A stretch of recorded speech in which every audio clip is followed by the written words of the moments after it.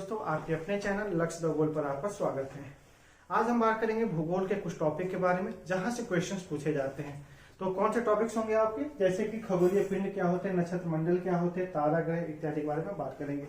तो सबसे ज्यादा क्वेश्चन आपके यहाँ से पूछा जाता है नक्षत्र मंडल से और खगोलीय पिंड से। तो जब आप किताब पढ़ते हैं तो उसमें दिखाई देता होगा कभी खगोलीय पिंड, आकाशीय पिंड, नक्षत्र मंडल, तारा ग्रह, ध्रुव तारे क्या होते हैं, उल्का पिंड क्या होती है इत्यादि, ऐसे बहुत सारे आपको शब्द दिखाई देते हैं। तो शब्दों को समझने में कि इसका अर्थ क्या हुआ बहुत प्रॉब्लम होती है। तो ऐसे जो भी ऐसे शब्द होते हैं ज्योग्राफी के, उसके बारे में हम बात करेंगे। तो आज केवल इसमें से मैं 5 टॉपिक्स को लेकर के आया हूं। जो 5 शब्द हैं उसके बारे में आज हम बात करेंगे क्या होते हैं। जैसे हमने देखा खगोलीय पिंड, तो खगोलीय पिंड किसे कहते हैं। तो खगोलीय पिंड का पता है क्या होता है। इसका सीधा सा अर्थ है कि जो भी आसमान में पिंड दिखाई देते हैं वो क्या है, सारे सारे खगोलीय पिंड है। अर्थात प्राकृतिक रूप से निर्मित जो भी आकाशीय पिंड दिखाई देते हैं वो क्या कहलाते हैं, खगोलीय पिंड कहलाते हैं। जैसे सूर्य हो गया, जो तारा हमारा हो गया, अर्थात तारे हो गए, ग्रह हो गए, उल्का पिंड हो गए, शुद्ध ग्रह हो गए, आकाश गंगाएं हो गई इत्यादि जो भी दिखाई देती हैं सब क्या है, खगोलीय पिंड है। अर्थात हम कह सकते हैं आसमान में चमकते हुए दिखाई देने वाले पिंड को ही हम क्या कहते हैं, खगोलीय पिंड कहते हैं। और खगोलीय पिंड को ही हम दूसरी भाषा में आकाशीय पिंड भी कहते हैं, जिसको हम सेलेस्टियल बॉडी कहते हैं। अर्थात खगोलीय पिंड और आकाशीय पिंड दोनों अलग नहीं है, बल्कि दोनों एक ही है। क्लियर। फिर आता है नक्षत्र मंडल क्या होता है। नक्षत्र मंडल का अर्थ ये होता है जब आप कभी रात्रि में आसमान को देखिए, जब आसमान बहुत ही स्वच्छ हो, खासतौर पर यदि आप गांव के एरिया से देखेंगे तो बहुत ही क्लियर दिखाई देगा। जब आप रात्रि में आसमान को देखेंगे तो देखेंगे कि जो तारे हैं एक विशेष प्रकार की आकृतियां बना रहे हैं, और जो विशेष प्रकार की आकृतियां होती है उन्हीं को तो हम क्या कहते हैं, नक्षत्र मंडल कहते हैं। तो हम कैसे परिभाषित कर सकते हैं कि तारों के द्वारा बनाई गई विशेष प्रकार की आकृतियों को नक्षत्र मंडल कहा जाता है, राइट।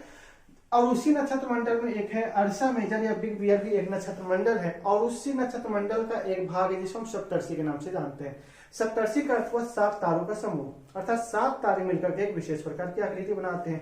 तो फिर आप पूछेंगे 7 तारे होते क्या है। तो जो 7 तारे हैं, कहा जाता है कि प्राचीन समय में जो 7 बहुत बड़े बड़े ऋषि मुनि थे वही तारों के रूप में परिवर्तित हुए, और वही क्या है एक जगह पे एकत्रित है, और वही 7 तारों क्या करते हैं, आकृति का निर्माण करते हैं, जिसको सप्तर्षि कहा जाता है। अब ये हमारे लिए क्यों बहुत ज्यादा महत्वपूर्ण है, क्योंकि सप्तर्षि की सहायता से हम ध्रुव तारे की पहचान करते हैं। जैसे ध्रुव तारा ये, अब आप पूछेंगे ध्रुव तारा क्या होता है। तो ध्रुव तारा एक ऐसा तारा है जिससे प्राचीन समय में लोग दिशा का ज्ञान करते थे। अर्थात प्राचीन समय में लोग ध्रुव तारे की सहायता से दिशा को पहचानते थे। ध्रुव तारा एक ऐसा तारा है जो हमेशा उत्तर दिशा में दिखाई देता है। तो ध्रुव तारे को हम कैसे पहचानेंगे, सप्तर्षि की सहायता से। आप देख रहे हैं कि सप्तर्षि ये है जिसमें 7 तारे दिखाई देंगे आपको, जो इस प्रकार की आकृतियों का निर्माण करते हैं। तो जो 7 तारे हैं, इसके अंतिम 2 तारों को एक सीध में मिलाया जाए तो जिस तारे को इंडिकेट करते हैं उसी को हम क्या कहते हैं, ध्रुव तारा कहते हैं, है ना। और ध्रुव तारा क्यों महत्वपूर्ण है, तो क्वेश्चन पूछा जाता है कि प्राचीन समय में लोग किस तारे की सहायता से दिशा की पहचान करते थे, तो ध्रुव तारे से। ध्रुव तारा हमेशा उत्तर दिशा में एक बिंदु पे निश्चित दिखाई देता है। आप कभी भी देखें, किसी भी समय देखेंगे रात्रि में जब दिखाई देगा ये, तो हमेशा उत्तर दिशा को ही इंडिकेट करेगा ये। क्लियर।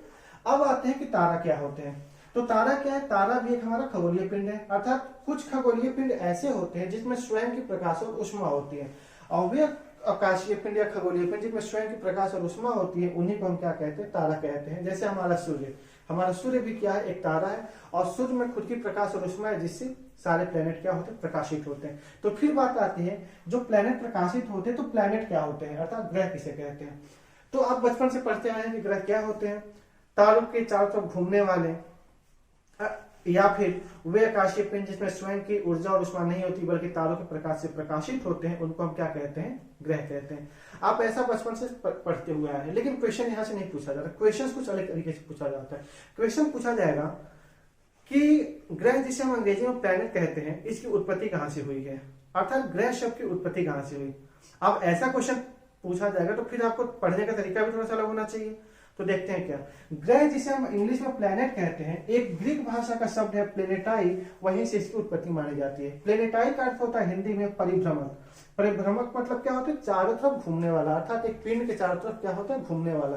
तो हम कह सकते हैं परिभ्रमक जो कि प्लेनेटाइज जिसे हम कहते हैं ग्रीक में, अब प्लेनेटाइज से उत्पत्ति हुई है किसकी, प्लैनेट की। अर्थात प्लैनेट क्या हुआ, वे आकाशीय पिंड जो एक पिंड के चारों तरफ घूमते रहते हैं तथा जिनमें स्वयं की प्रकाश और ऊष्मा नहीं होती है, बल्कि वे तारों के प्रकाश से प्रकाशित होते हैं, उसे हम क्या कहते हैं, प्लैनेट कहते हैं। तो ये आज हमारे जो 5 महत्वपूर्ण शब्द थे, खगोलीय पिंड, नक्षत्र मंडल, तारा, ग्रह, ध्रुव तारा, मैं आशा करता हूं कि आपको समझ में आया होगा।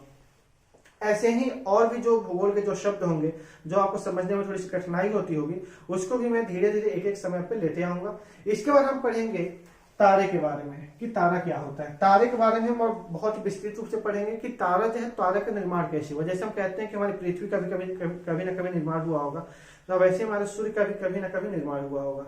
तो तारे क्या होते हैं, उनका निर्माण कैसे होता है, अर्थात उनकी जन्म और मृत्यु की कहानी देखेंगे कि तारे की जो हमारा सूर्य है, यदि हमारा जो सूर्य है उसकी भी कभी जन्म हुई है तो कभी मृत्यु भी होगी। तो यदि सूर्य की मृत्यु होगी तो उसके साथ साथ पृथ्वी का क्या होगा, पृथ्वी के बारे में भी देखेंगे।